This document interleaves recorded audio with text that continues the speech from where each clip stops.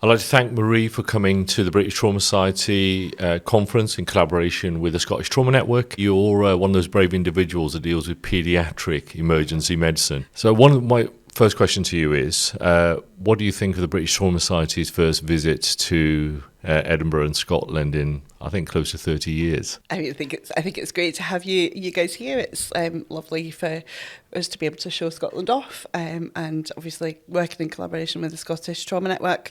It's really, we found in the development of that is it's so helpful really to be able to utilise other people's experiences of sort of setting up a network, and so having the British Trauma Society come to visit Scotland is lovely, and it's great to collaborate with new colleagues. Brilliant, thank you very much. Your experience with Trauma App?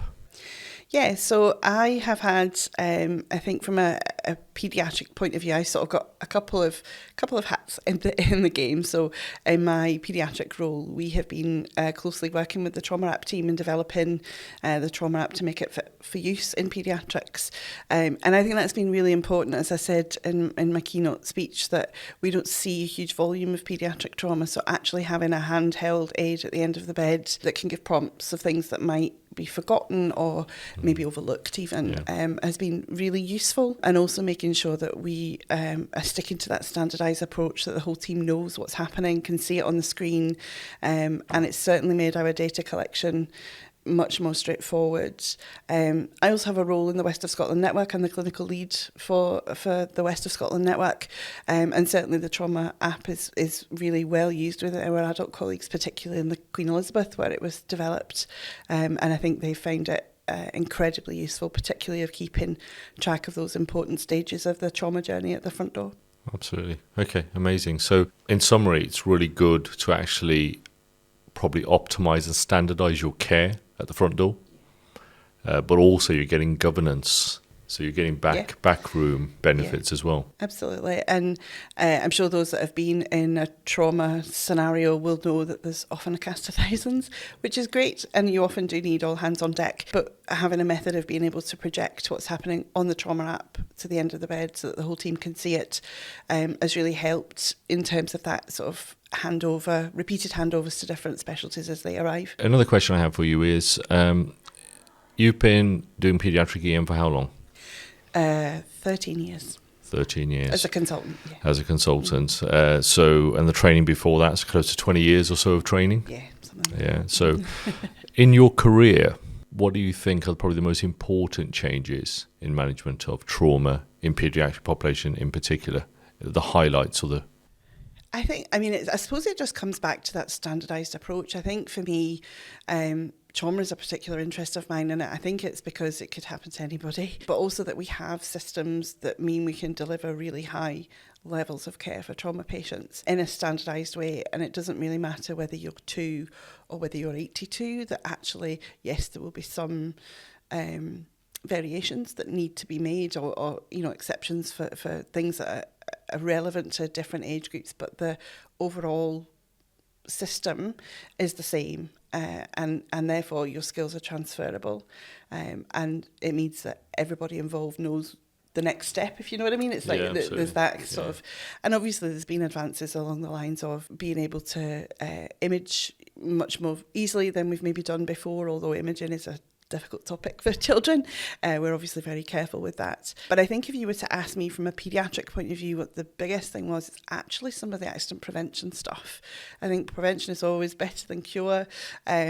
But actually, I think part of the job that we do in the Trauma Network is advising on some of those trends so that we can hopefully make some of those advancements in the accident prevention side of things. Amazing. It's picking up patterns and then trying to tackle them before they happen. Yeah, exactly. Medicine is a bit of a difficult place at the moment. Scotland may be shielded from this slightly. I don't know, actually. So you can give me a Scottish slant as well as a UK slant. But is medicine still a worthwhile career, in your view? And if so, why? Oh, that's a good question.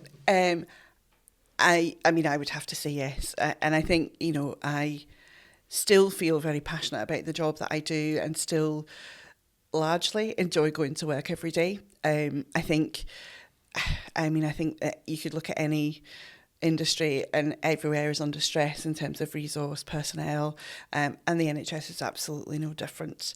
But my own personal view is to have free healthcare at the point of access is a phenomenal thing. We're really lucky to have it. And yeah, I would recommend a career in medicine. But it isn't without its challenges. I think there needs to be some realism about that. But overall, it's something I still find is a really rewarding career. Amazing, yeah, and that I concur. Actually, that's my view. I think NHS is probably the best thing this country ever did, actually, for its people. We've created a slightly leaky bucket situation now, unfortunately, but we'll see if that improves. But and one more slight curveball question for you: if you were speaking to your 18-year-old self, what advice would you give her? I think probably one of the biggest things that I've learned and experienced over my career is that element of perseverance. So, do you fight a battle that you can't win? And my answer would always be absolutely, because you put these things on the radar, and just keeping chipping away is really important. So yeah, I think just recognising that change is slow and maybe frustrating, but keeping at it and you will get there, I think would probably be the thing I would say to my younger self. So stick with it, persevere, yeah, and things will happen. Yeah. In trauma, we are now pretty good because of national registries at collecting data, but actually a lot of that we know is missed at point of care. So my question to you is, how do we enhance our data to help us care for our trauma patients, and what is the future landscape of the data, and how are we going to use it? I don't want to just say AI, because that seems to be the easy question now. Yeah. Easy answer to everything nowadays. I mean, I think data is so important because the data allows you to tell a story. It enables you to put a narrative around what's happening and show what's making a difference. So, I've been involved with STAG for a long time and do really think that the data is really important. Some of that, I think, comes down to standardisation. I think part of the issue sometimes is the recording of that data. And again, having that easily accessible in the trauma app format has been revolutionary, in my opinion. I think one of the things I was discussing earlier on was some of that, there's lots of high-level decision-making that happens around trauma, lots of sort of complex MDT decisions that are really important to that patient's care.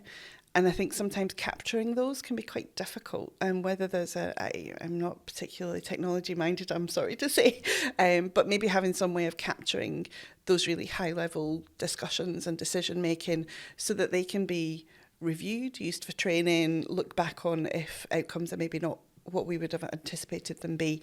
I think that would be a really useful way forward in terms of using technology in trauma care. Absolutely. And I think you've alluded to the fact that once we get that data, to me, I'm a huge fan of big data, because I think that's the future of us. So once we plug in all the decisions, all the interventions, all the outcomes, and then we tag that to all the patient's observations in the hospital, their past medical history, their pre-morbid history, we now got a really powerful tool for prediction, planning, and I think that's what we're missing. Yeah. I know it's coming. It's coming, but it also gives you an opportunity to really reflect and review and learn from maybe cases that maybe haven't gone quite as expected, but you've got the data to back that up, that you can go, well, actually, this is a case that we really need to look at and learn from, which we do all the time with patients and governance systems. So I think they've got a major part to play in that side of things too. Absolutely. I mean, I was part of the TARN board, and I think what I recall is that nuance, that frontline care. So a chest drain went in. When did it go in? Why did it go in? Who put it in? You almost had to go back to a paper record to try and track those decisions. I remember being the registrar interested in some of those and having to try and pull records and work out why somebody had done something, and you couldn't. It also takes some of the burden away from, there's a big team dealing with a complex situation, adrenaline levels are high, and everybody that's there, you're then relying on everybody writing contemporaneous notes. And we all know that's ideal, that's the standard, but in real life, these decisions are made and the patient progresses through the system very quickly, particularly at the pre-hospital and the acute front door side of things. So, having a way of knowing that data is being captured at the time, and then you can go back and review, make sure that it's correct and and timely. But I think that part of taking that burden off that team that are in it and doing it at the time, I think, has also been a real benefit.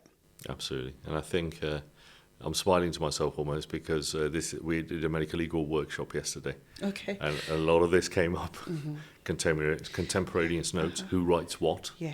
Occasionally it can be conflicting. Yeah. And that can cause all of us problems downstream when Yeah. you're analysing a case, or God forbid it ends up in front of lawyers who analyse it and think, what are they talking about? When did they do what?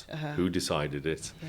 And you can't capture any of that sometimes. And we all know what's expected. We all know what the standard is. But in the reality of it, when you are making life and death decisions, or like life-saving interventions, writing it down comes a little bit further down the line, rightly so, I think. Yeah, absolutely. Brilliant. Thank you very much.